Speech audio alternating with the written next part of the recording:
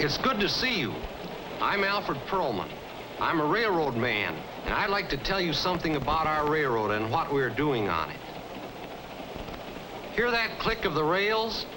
To a railroader, that's the same music as a hush in the theater to an actor before the footlights come up. The click of the wheels on the rails gets into your blood. People tend to take the railroad pretty much for granted. We in the railroad business probably haven't told the story of the changing conditions in our industry. The railroads have been so much a part of our American history and landscape that most of us don't realize how much they have kept changing. For the railroads have changed with the times, and now they have entered what is perhaps the most dynamic period of our development. That is what this picture is about. I hope you'll enjoy it.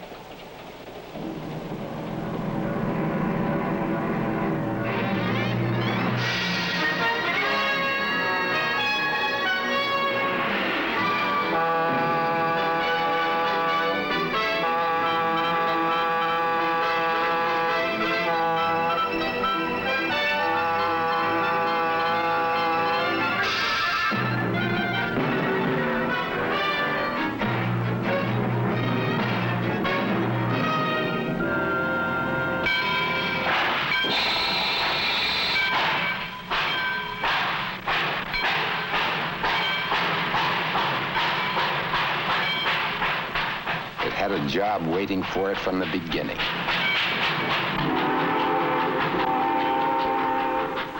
Power on the move, looking for wilderness to eat up. Its smoke signals said, "We're coming west with everything you need to clear a forest, make a homestead, build a town." It said, "We're coming east to keep your cities fed, your industries alive and growing." Heavy load to carry, carrying the country on its back from the 19th into the 20th century. From the furrow of the rails sprouted our modern industrial world. The idea of masses of goods for masses of people took shape.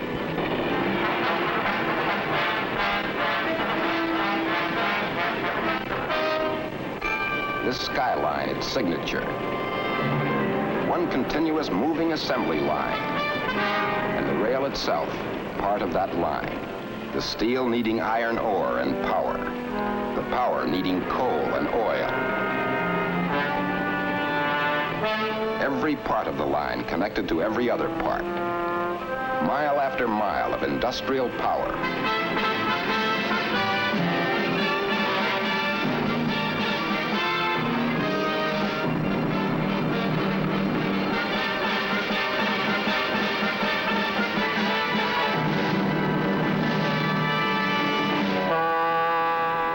Assembly line of the American economy, and the rail itself part of the line. Like Greenwich time, the freight car load is a standard. It registers the health of the economy. A freight train packages factory loads, tonnages, iron mines, cattle ranges, packages quarries, forests, wheat fields. More than 100,000 freight cars loaded and put on the move in the United States every day. And tomorrow the load will be heavier. To increase efficiency, the railroad calls on modern science and research. Science and research, key words in industrial progress.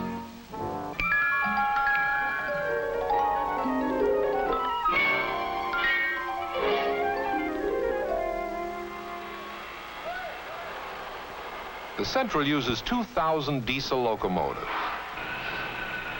Each engine has 3,000 moving parts. Breakdown means time and money lost. Can't we spot trouble before it starts? Less time in the shop means more time on the road. Science and research, hurrying up the repair job.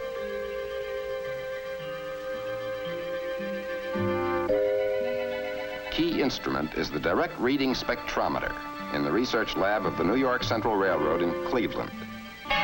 First, burn a sample of the oil, which minutes before was circulating in an engine. Burn it down to an ash. What's in this ash? Minute particles of elements swept into the oil as it lubricated the moving parts of the locomotive. Submicroscopic bits of piston steel, copper bearing, crankshaft. The ash is inserted in the spectrometer. The spectrometer is the detective, revealing wear and tear on these engine parts.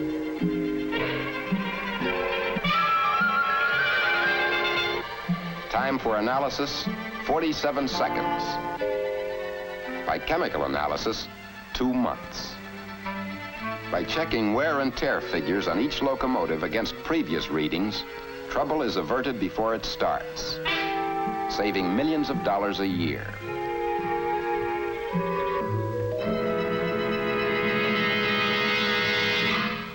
The danger point is spotted. Time presses. Wheat, steel, meat. Tomorrow's necessities can't wait. Operator, connect me with Power Control in New York, please. Power Control, this is R.L. Barr in the Spectrometer Lab in the Research Department in Collinwood. Yes, we're issuing a MP325 on Unit 4200 for immediate bearing inspection. You cut the engine out in Buffalo. Okay, thank you, Mr. Potter. Increase performance, lower the cost.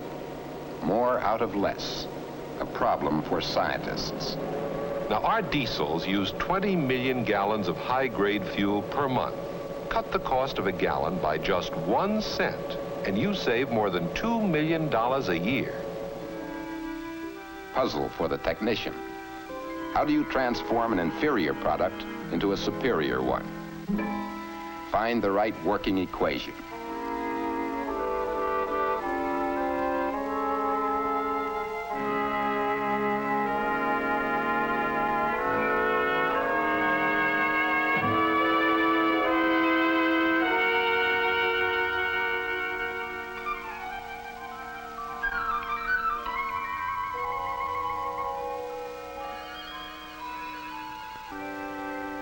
They created an additive, which converted a substandard fuel into a high-grade fuel.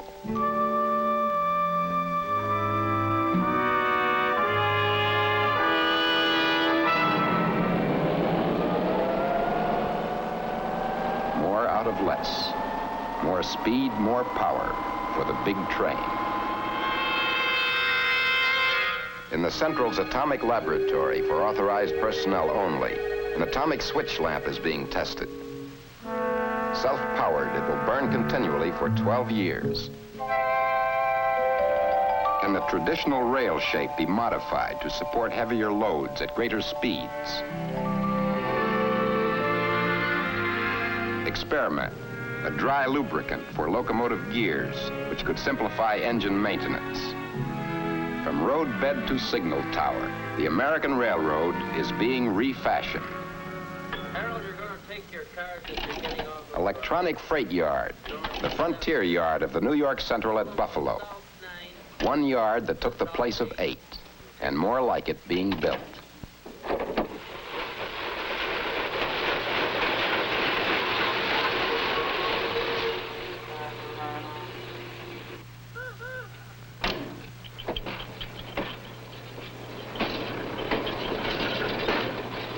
Letters arriving in a central post office are rerouted for new destinations, so arriving trains must be reassembled into new trains in freight yards. Frontier Yard can handle 3,000 cars a day and set them moving on their way 3 times as fast as it used to take.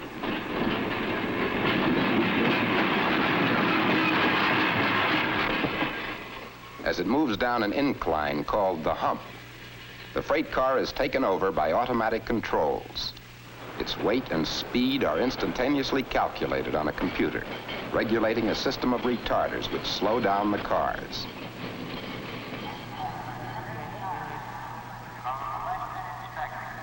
They move on their assigned tracks to assembling trains at the exact speed necessary for smooth coupling.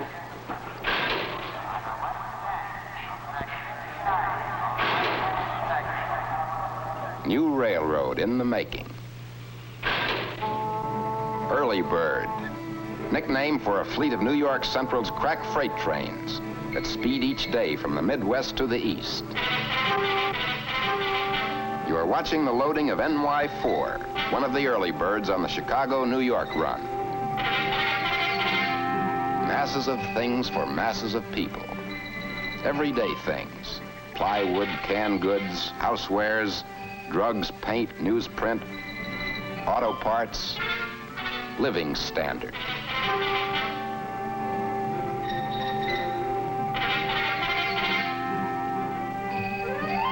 Auto parts, housewares, neat copper wire, brass fittings, even as they go aboard, every shipment, its description, destination, and car number is registered, fed into teletype machines.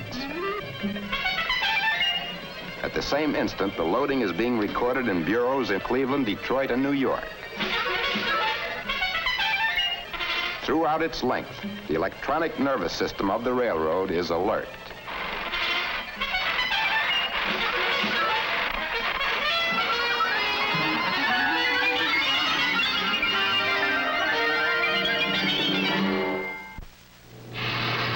p.m.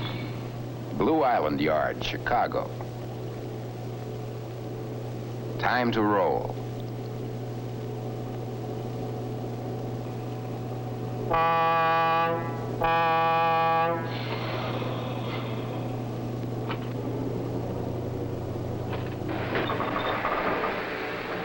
The early bird gets underway. Destination, New York.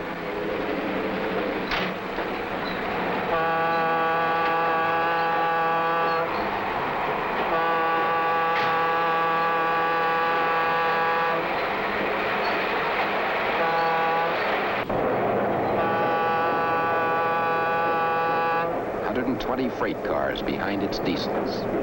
Payload 4,000 tons. 8 million pounds of freight on the move. Moving against the industrial skyline, which 100 years of train movement helped to make.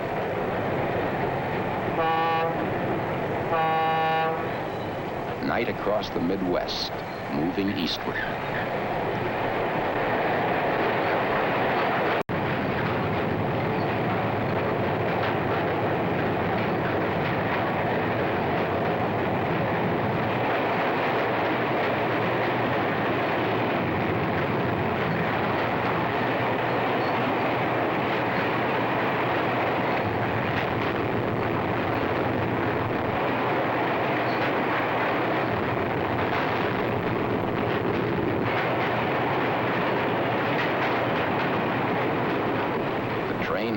To do.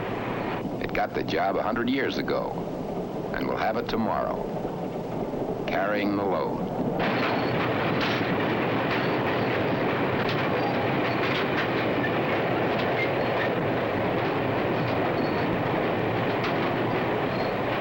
The train has a single statement to make. Coming through.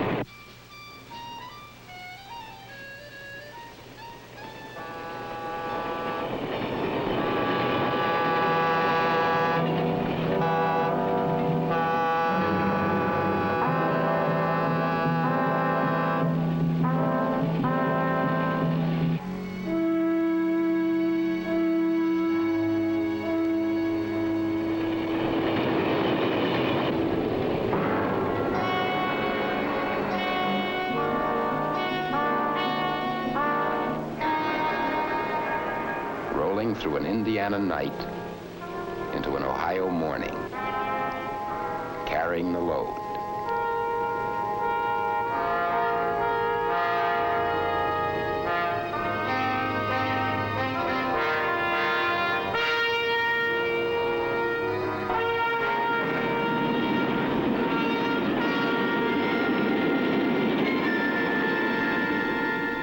Collinwood, Ohio. Crew change.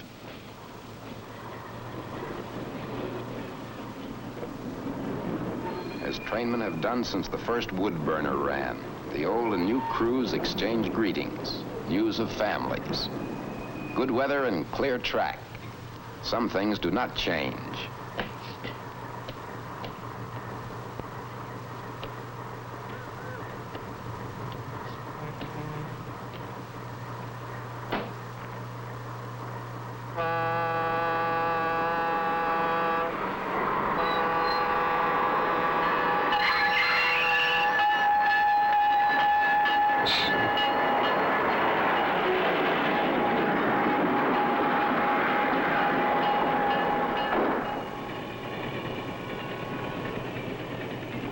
Harvest comes as it came when the steam engine ran on this track, comes across Ohio. Over the old right-of-way moves the new train, moving through the old unchanging forms of corn and grapes and wheat growing. The right-of-way ahead made safe and smooth.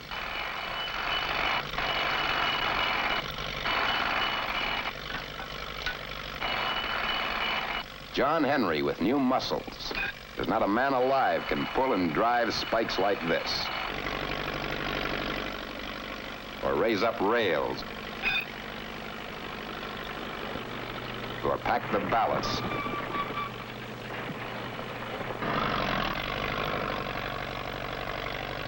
Or pull out old ties and put in new ones like that.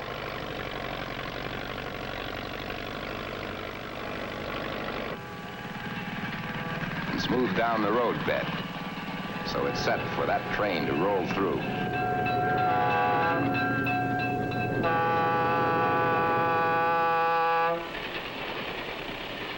The early bird, moving at 60 miles an hour, shows up on a master control board.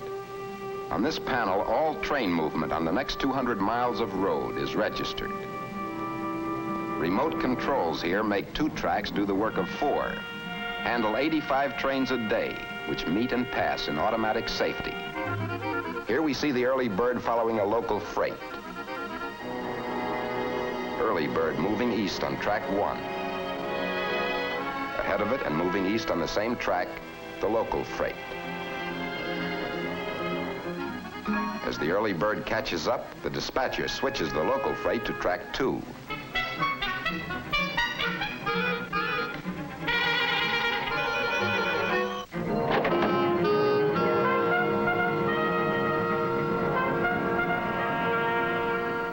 Freight moves over.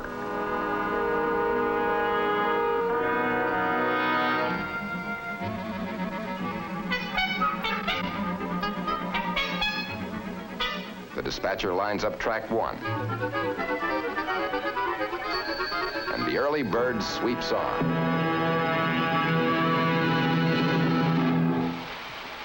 Throughout its length, the electronic nervous system of the railroad pulsing.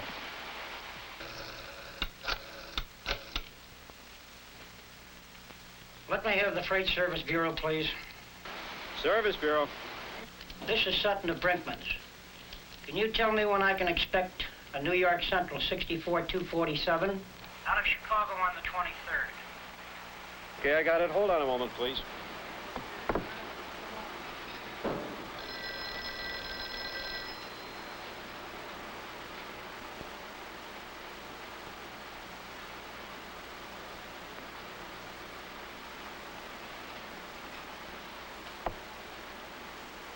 Your car left the Frontier Yard at 1:15 p.m. this afternoon. It's due in New York tomorrow morning at 4 a.m. Very well, thank you. Goodbye.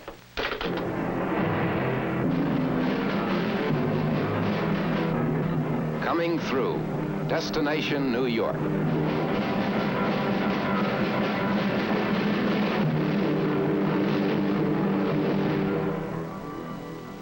Every day it is taken for granted. The morning will arrive on time, delivering sunrise, food, fuel, mail, and the standard of living.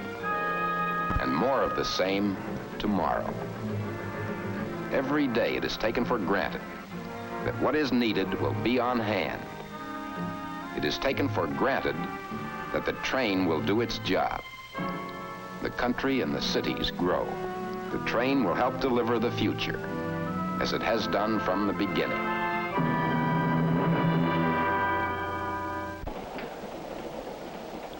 But that is only half the story. I'd like to tell you the other half myself. But first, a question. How would you like to run a business if the government used your tax dollars to build one alongside you, then made it tax-free and turned it over to a competitor, and helped him operate and maintain it? That is the problem of the railroad. Now let me go back a little in railroad history. In the 19th century, the railroads had a virtual monopoly of inland transportation. Regulation of the railroads grew up with that monopoly in mind. They were necessary laws. Indeed, they made sense. Half a century ago, today these laws still control railroad operations. But what happened to our monopoly? Is it in the passenger transportation? Is it in hauling freight? Well, what happened to our monopoly? As all of us know, it has disappeared. But you never know it from the volumes of laws and regulations that still govern our railroad operation. Here is an airport, a modern, up-to-date airport. Who paid for it? Why, like every airport, the taxpayers did. The local government took tax money to build it, or it floated tax-exempt bonds to build it. And it got the federal government to put up more tax money from all of us to help in its construction. Now here is a rail terminal, not quite as up to date. Who paid for that? Why, the railroad did. And it not only paid for it, but pays taxes on top of it. $3 million a year, to be exact. Now that makes a difference. Airports, bus terminals, truck terminals, bridges, tunnels, ultra-modern freeways, government-dredged waterways, the rights-of-way of our competitors, billions of dollars worth of property, built and maintained by taxes, yours and ours. The right-of-way of the New York Central, 10,000 miles of it, our bridges, our freight terminals, our passenger terminals, our research installations, not only built by us, not only maintained by us, but in addition, we pay property taxes of $40 million annually. Taxes that go to support community activities like schools, the fire department, the police department, the highway department. Quite a contrast to our competition, isn't it? And yet the railroads are the lowest true cost producers of mass transportation. The ships in the St. Lawrence Seaway, the trucks on the highway are not truly producing transportation as inexpensively as the train, when you realize how many of their costs are paid for by the taxpayer. Which brings us back to our question. How would you like to run a business if the government built one alongside you and made it tax-free and then turned it over to a competitor and helped him operate and maintain it? That is the problem of the railroads. Now, despite outdated policies which restrict us, discriminate against us, and would have put any other industry out of business, the railroads have made progress. And you've just seen how much we are doing to make even more progress.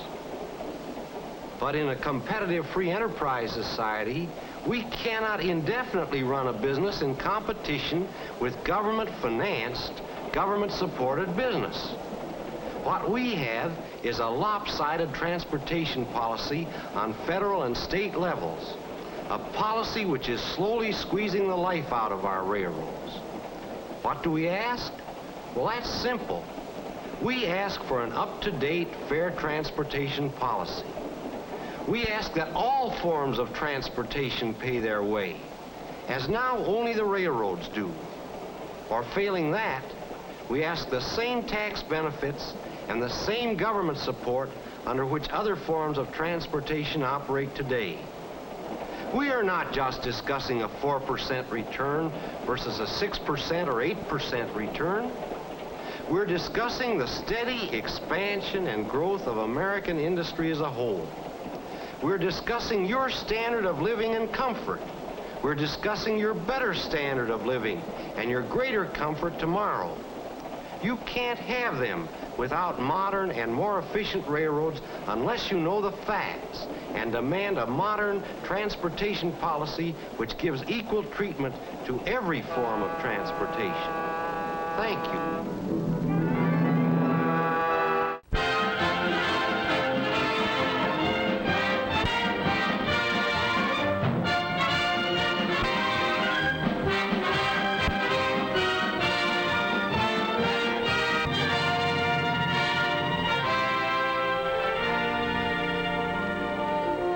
This is our great country, the land we live in, the land we're so proud of, our own United States of America.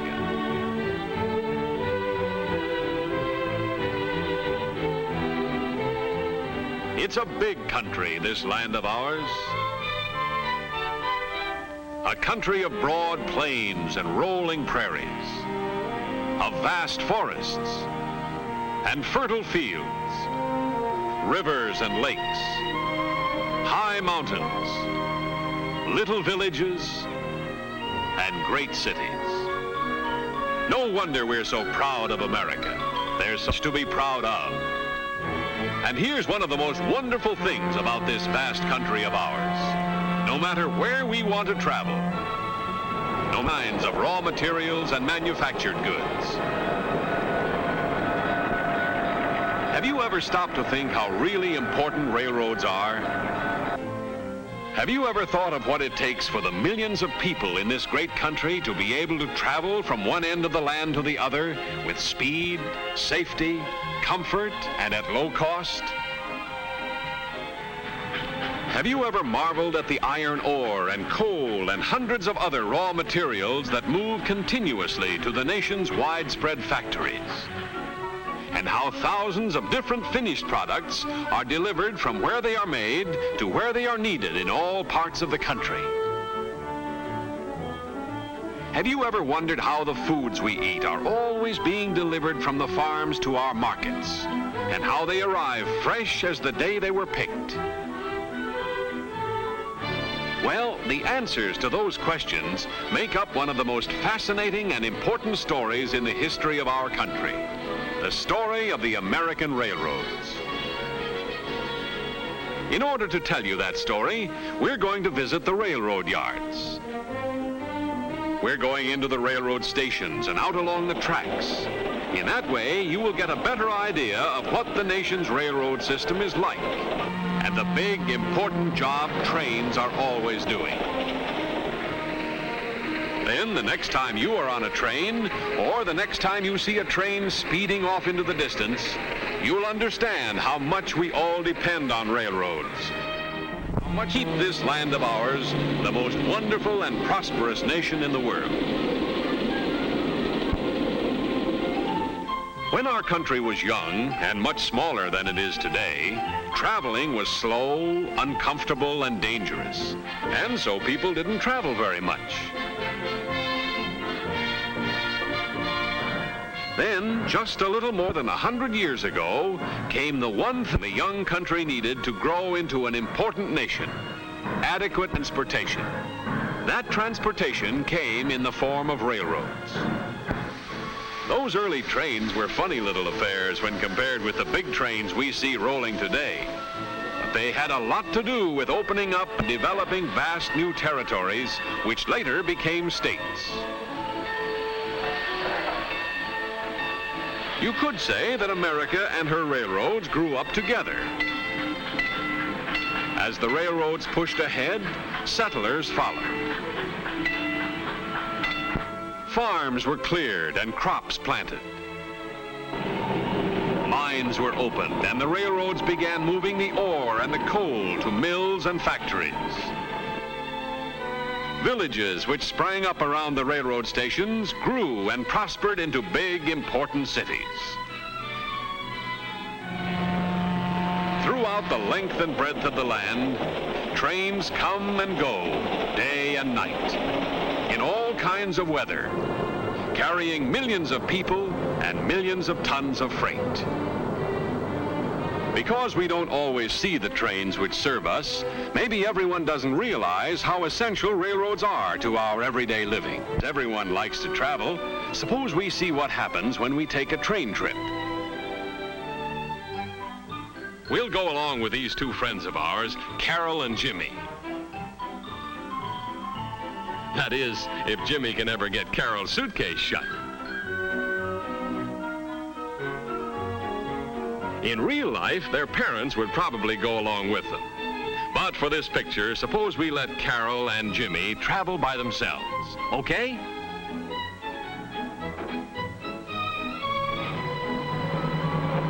There they go in the taxi cab that will take them to the railroad station.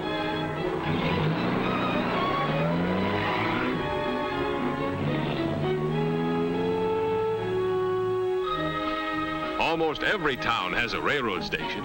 Some are larger than others, but all railroad stations, large or small, are very interesting places. For example, at most railroad stations, you will usually find the Railway Express. You will see people checking and sorting packages to make certain that they will be put aboard trains which will take them to their destinations without delay. And remember, they will handle almost anything, including your dog. In the yards of many railroad stations, cars are cleaned inside and out to put them into tip-top condition for the passengers who will soon be getting aboard. In another part of the yards, dining cars are stocked with fresh vegetables, meats, milk, and all the other foods that will be needed for the meals that will be served when the train is on its way.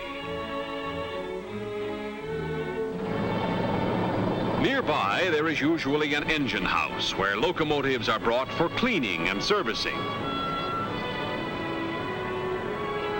Maybe you've wondered how great big locomotives are turned around. Well, let's watch and see how easy it is. The locomotive is run onto the turntable. On goes the power, and around goes the locomotive as easy as you please.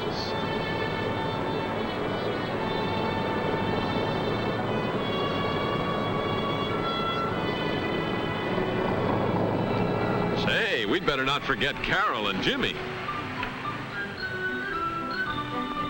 Here they are, arriving in plenty of time to check their baggage and buy their tickets before their train is scheduled to leave. Pay the taxi driver, Jimmy, and get a check from the red cap for each one of your handbags.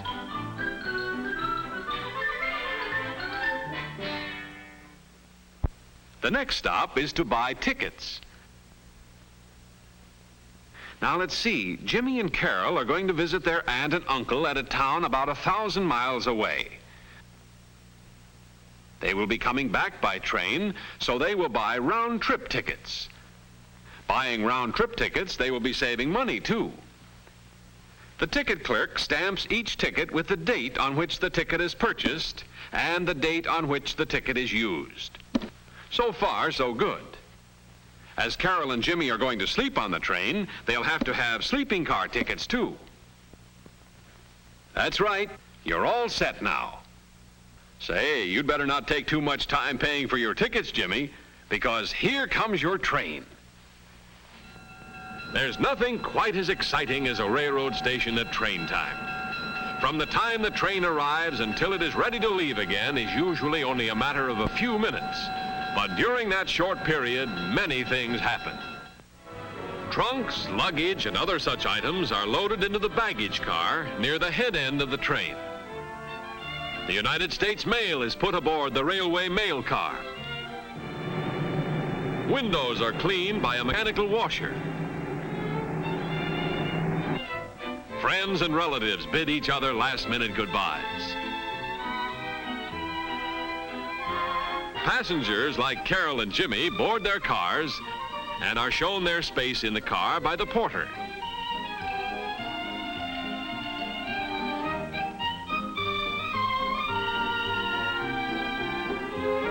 It's just about time now for the train to pull out. All aboard! The train conductor signals to the locomotive engineer. In a matter of seconds, the wheels start turning. Smoothly, almost without effort, the train gathers momentum.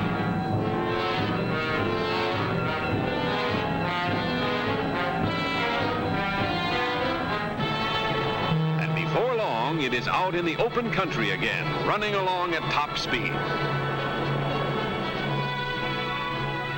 It's really great fun traveling on trains. You can sit for hours just watching the scenery as it rushes by.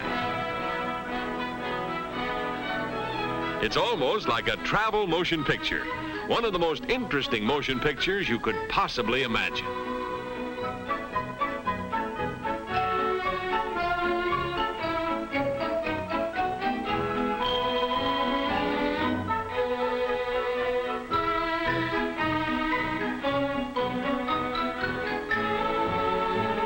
Here's the conductor. Tickets, please.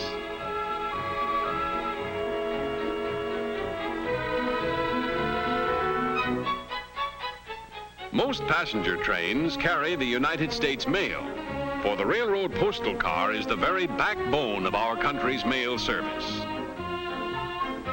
These men are railway postal clerks, just like the clerks in the post office at home, except that here they work while the train speeds along. Watch them sort the mail, getting it ready for delivery by the time the train reaches the proper station.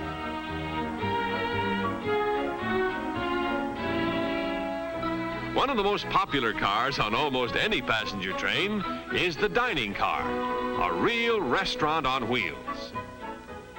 Table for two? Right this way, please.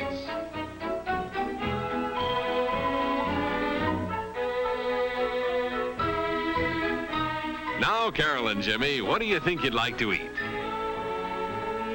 What a choice. Almost anything you can think of.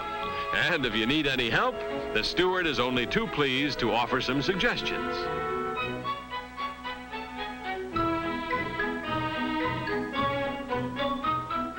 Here's an interesting part of the train most people never get a chance to see: the dining car kitchen. No space is wasted, and everything is spick and span.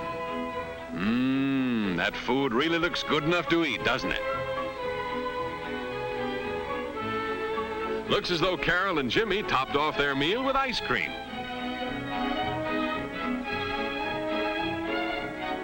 What's this? Oh, the check. That's all right, my good man. Keep the change.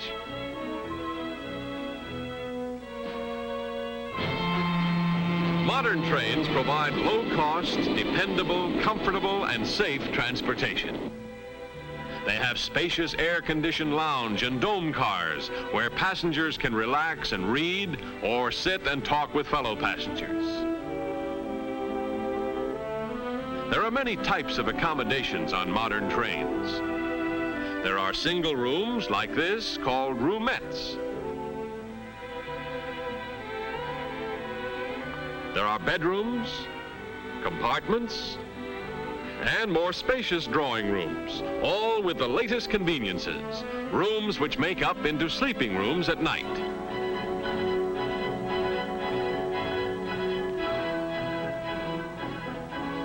That's right, Carol. Always use the ladder to get into an upper.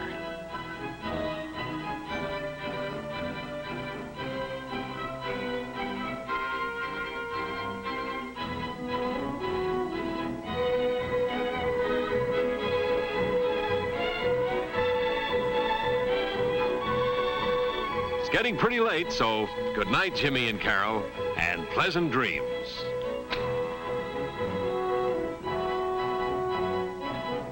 Always always remember that you're traveling the safest and soundest way there is to travel when you travel by train.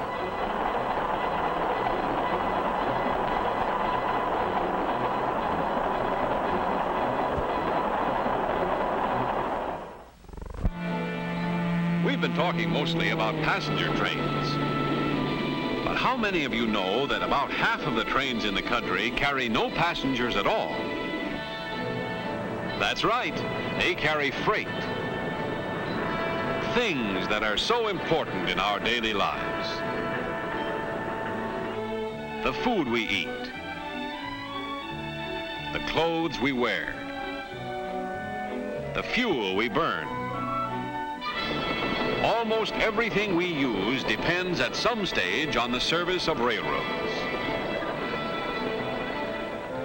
On the fertile fields of the North and West are grown the millions of bushels of grains which are so much a part of our everyday diets. The railroads move these grains to huge storage elevators or onto the mills. Then later on, when the grains have been ground, the railroads move products, such as flour, to the cities and towns to be baked into the bread which we find every day on the shelves of our neighborhood grocery stores. Moving cattle and sheep from the great ranges of the West is another important railroad job. The cattle are first rounded up. Then they are loaded to special railroad cars to be moved, sometimes long distances, to packing houses where they are dressed. Then the meats are moved again to the meat markets of the country. Eventually, through the help of railroads, we have meat on our dinner tables. Fresh fruits and vegetables, things known as perishables, are handled in special refrigerator cars, kept cool with ice or with machinery that works like your refrigerator at home, to keep perishables fresh while they are being moved, sometimes as far as 3,000 miles. Railroads are depended upon to move the nation's raw materials to factories, which will make them into finished products. Iron ore, scooped from the mines of Alabama and the great ranges of Minnesota, are moved to the nation's blast furnaces to be made into iron and steel. The railroads also buy millions of tons of finished iron and steel every year for their cars and locomotives, tracks and bridges.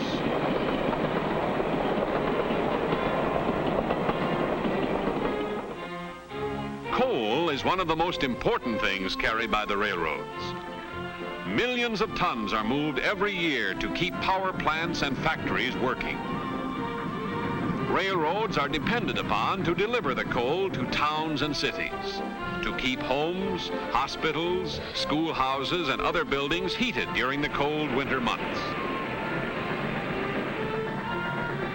Railroad large quantities of coal every year for their steam locomotives and for other railroad uses.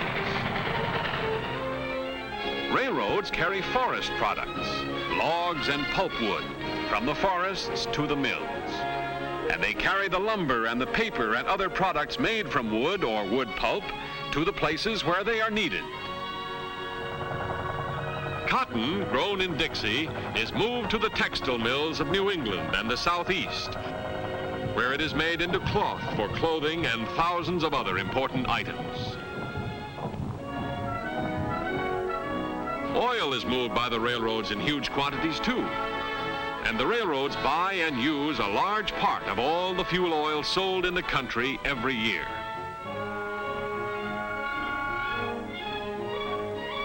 Railroad tracks go right down to the docks of the nation's seaports, so that freight cars deliver the products of farms, forests, mines, and mills to the ships that will sail with them to the far corners of the world. And so that things from other countries can be loaded directly into railroad cars for delivery all over America. When you stop to think about it, you realize what a great big job the railroads are always doing, and why they are the nation's most important form of transportation. Always on the move, day and night. delivering all the many things that America needs to keep warm, well-fed, and properly clothed. And here is something that many of you may not have realized before about the railroads of America. And that is that they pay enough in school taxes alone to provide an education for hundreds of thousands of school children every year.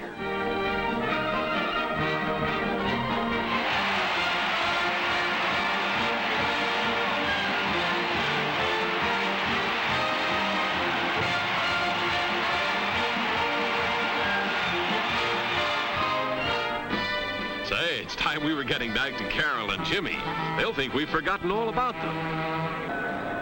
Here's their train coming into their station, and right on time.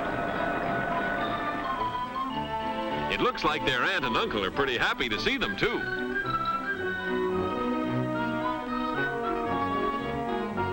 Well, the train is ready to start moving again.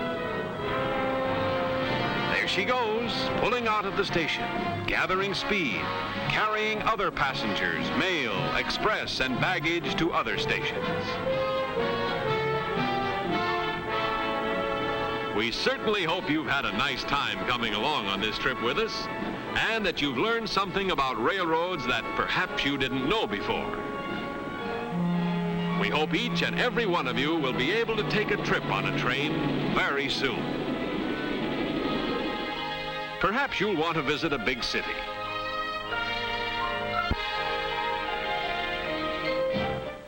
Maybe you'll prefer to take a vacation trip to the wide open spaces.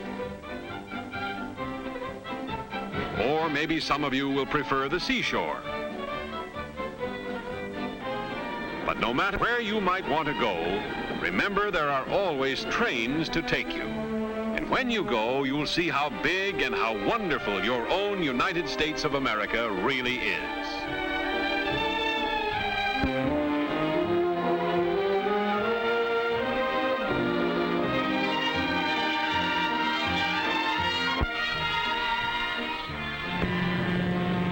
Railroads are an important part of America.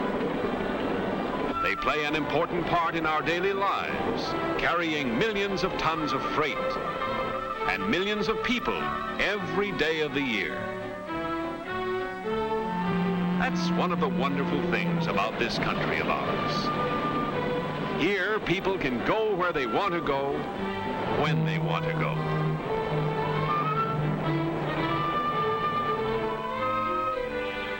Yes, this is indeed a great land. A land of opportunity.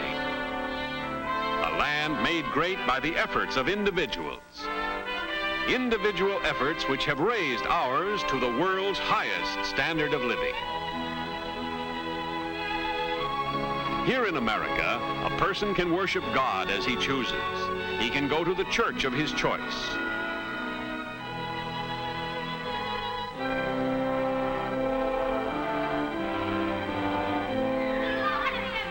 This is a land where a person can go to school and be educated to the extent of his ability and desire.